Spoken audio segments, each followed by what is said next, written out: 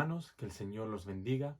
Es un privilegio poder estar compartiendo con ustedes la palabra del Señor en el día de hoy, en este pequeño devocional, y espero que a través del mismo el Señor nos anime, nos fortalezca y nos empuje a llevar a cabo la misión que Él nos ha encomendado. Si una misión el Señor encomendó a su iglesia, si una misión tiene la iglesia del Señor, esta es la de id y haced discípulos a las naciones, bautizándolos en el nombre del Padre, del Hijo y del Espíritu Santo. Esta es la misión que el Señor encomienda a su iglesia antes de que Él ascienda a la presencia del Padre.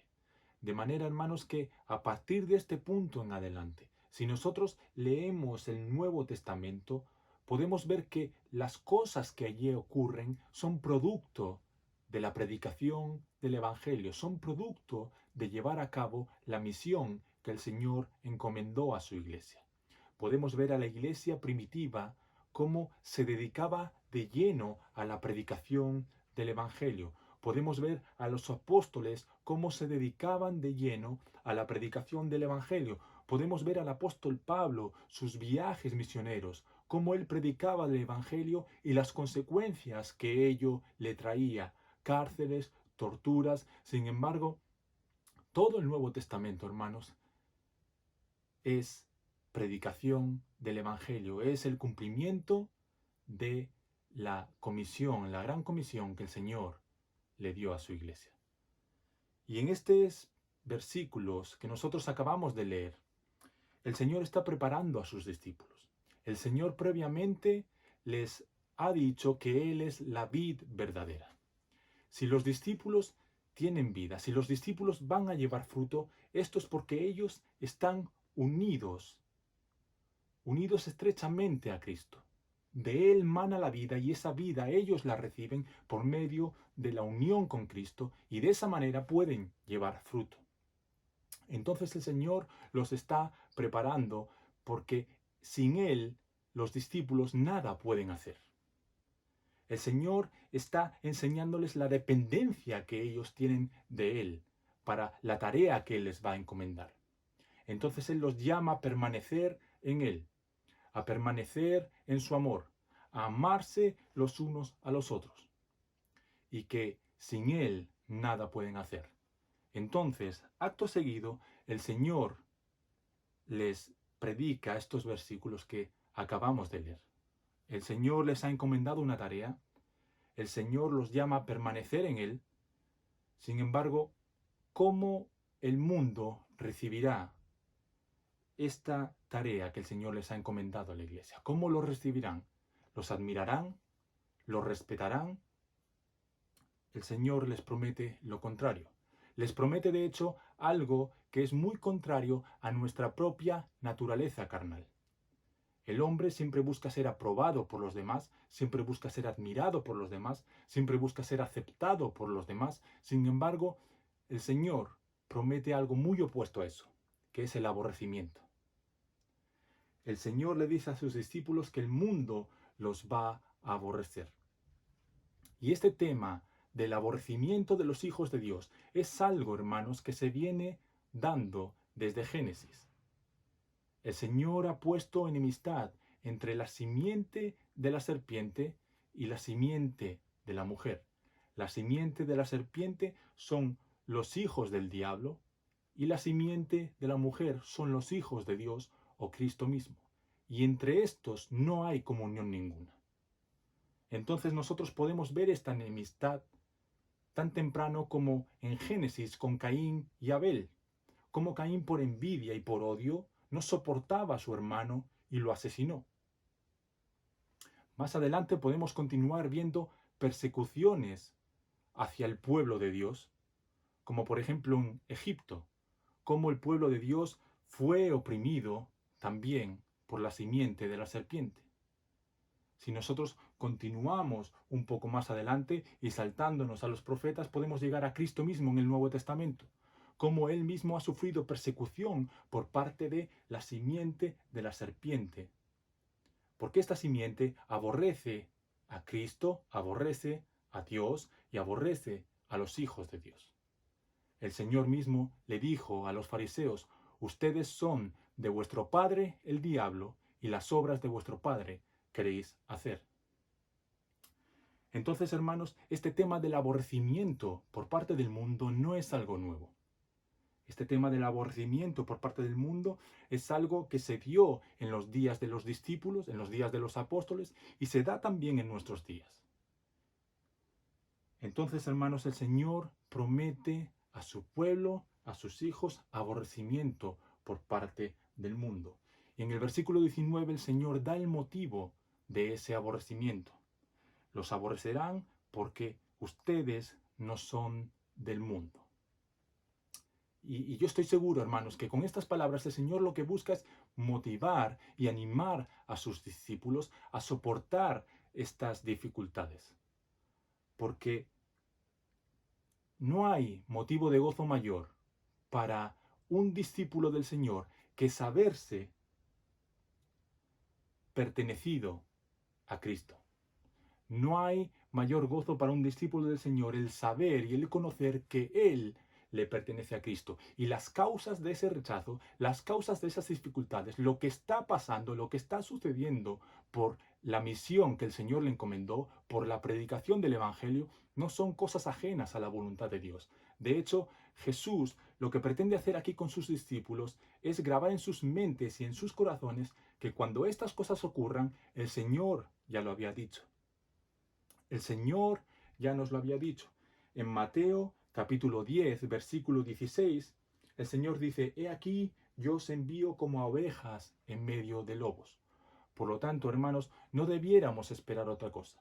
No debiéramos esperar admiración, no debiéramos esperar respeto, no debiéramos esperar aplausos, no debiéramos esperar ninguna otra cosa, sino lo que el Señor nos ha dicho. El mundo nos aborrecerá. Y de hecho, las veces que el pueblo de Dios ha tratado de simpatizar con el mundo, ha tratado de simpatizar con la simiente de la serpiente, siempre ha sido para perjuicio del pueblo de Dios, siempre ha sido para perjuicio de la iglesia. Por lo tanto, hermanos, nosotros somos llamados a permanecer firmes, a permanecer en el Señor y a continuar llevando a cabo la misión que el Señor encomendó a su pueblo. Si nos van a aborrecer, hermanos, anímese, porque eso significa que usted no es de este mundo. Si nos van a aborrecer por causa del nombre de Cristo, esto significa que nosotros le pertenecemos a Él. Y esto es motivo de gozo, esto es motivo de alegría, esto es motivo de esperanza en medio de estas dificultades. Y el Señor los llama a hacer memoria cuando Él les dijo: el siervo no es mayor que su Señor. En otras palabras, si al Señor lo persiguieron, también a los siervos, también a los discípulos, también a nosotros nos perseguirán. Sin embargo, hermanos, hay algunos que van a escuchar nuestra predicación, hay algunos que van a escuchar el mensaje del Evangelio y van a recibir y van a guardar las palabras que hemos predicado. Así también como el Señor sufrió persecución, la sufriremos nosotros. Pero así también como algunos guardaron las palabras del Señor, también algunos guardarán las palabras que oyen de nosotros, nuestra predicación. Por lo tanto, hermanos, tenemos garantía aquí para predicar el Evangelio. Tenemos garantía para ir y predicar a las naciones el Evangelio de Jesucristo. Sabemos que habrá oposición, sabremos que sufriremos rechazo. Pero también sabemos, hermanos, que va a haber algunos que van a venir a los pies de Cristo, que se van a arrepentir, que van a confiar en Él para salvación y que van a guardar sus mandamientos por medio de nuestra predicación. Y esto, hermanos, debiera animarnos y motivarnos a llevar a cabo esta tarea. El Señor continúa diciendo: todo esto os harán por causa de mi nombre, porque no conocen al que me ha enviado. Esta es la razón, hermanos. La simiente de la serpiente, el mundo, aquellos que rechazan a Cristo, también rechazan al Padre. Aquellos que aborrecen a Cristo es porque también aborrecen al Padre. No se puede honrar a Dios rechazando a Cristo. Es imposible honrar a Dios o decir que se ama a Dios rechazando a Jesucristo. Aquel que rechaza al Hijo también está rechazando al Padre que lo envió. Y el Señor ahora va a dar dos motivos de por qué estos hombres, estos perseguidores, esta simiente de la serpiente, están sin excusa y su pecado permanece sobre ellos. Y estos motivos son los siguientes. El primero es que el Señor vino, en el versículo 22, el Señor vino y habló. El Señor vino y predicó. Hermanos, aquellos que estando allí y viendo a Cristo y escuchando sus palabras, no creyeron en Él, su pecado permanece sobre sus cabezas. No tienen excusa alguna.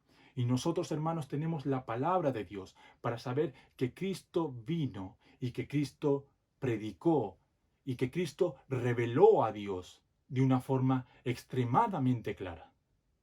El Señor anunció el Evangelio de una forma extremadamente clara.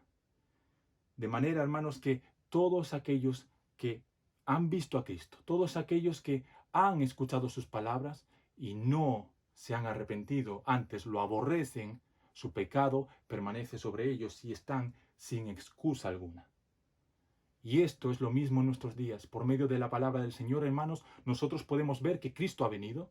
Por medio de la palabra del Señor, nosotros podemos ver la predicación de Cristo y cómo nos revela el Padre.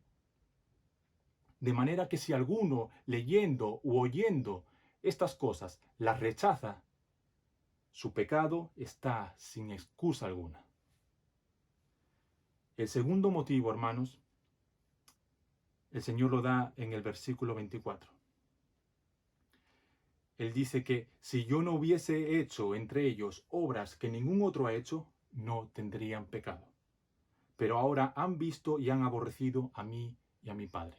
Amados hermanos, aquellos que han visto las obras del Señor, obras que ningún otro ha hecho, y rechazan aún así, porque estas obras son señales que nos indican quién es aquel que hace las señales. Y aun viendo esas señales, aquellos que lo rechazan, su pecado está sin excusa alguna. Y hoy, hermanos, nosotros podemos ver las señales, por medio de la palabra del Señor, podemos ver las señales que Cristo ha hecho. Podemos ver esas señales sorprendentes que ningún otro ha hecho y que declaran que verdaderamente Jesús es el Hijo de Dios, el Mesías que había de venir, el que iba, el Cordero de Dios que moriría crucificado pagando por nuestros pecados. Él es en el que debiésemos poner nuestra confianza para salvación, para justificación delante del Padre. Sin embargo, hermanos, aquel que viendo estas cosas, que conociendo estas cosas, que oyendo o leyendo estas cosas lo aborrece, su pecado está sin excusa. Sin embargo, hermanos, el Señor promete que vendrá el Consolador, vendrá el Espíritu Santo, vendrá aquel que predique efectivamente al corazón de los individuos y los convierta y los convenza de pecado, de justicia y de juicio y los traiga a los pies de Cristo. Una obra efectiva por medio del Espíritu Santo. El Espíritu Santo dará testimonio de Cristo y en el versículo 27 dice, y vosotros daréis testimonio también. Amados hermanos, esa es su tarea, esa es mi tarea. Algún día el rechazo hacia los hijos de Dios, el aborrecimiento hacia los hijos de Dios, el odio hacia los hijos de Dios, hacia el pueblo de Cristo va a terminar. Algún día Dios pondrá fin a estas cosas y Dios llamará a todos a juicio. ¿En qué lado de la línea estamos parados cada uno de nosotros? En el día del juicio. Solamente puesta nuestra confianza en el Señor, saldremos invictos de ese juicio. Amados hermanos, el Señor nos motive, el Señor nos empuje, el Señor nos anime a llevar a cabo con fervor esta tarea que no va a pasar inadvertida, sino que logrará los propósitos que el Señor pretende llevar a cabo. Aquellos a los que Él quiera llamar vendrán al arrepentimiento, vendrán a guardar la palabra del Señor y a ser salvos. Amados hermanos, continuemos nosotros la gran comisión que ha comenzado la iglesia primitiva, que han continuado los apóstoles, a través de toda la historia, grandes hombres de Dios, continuémosla nosotros también. El Señor los bendiga.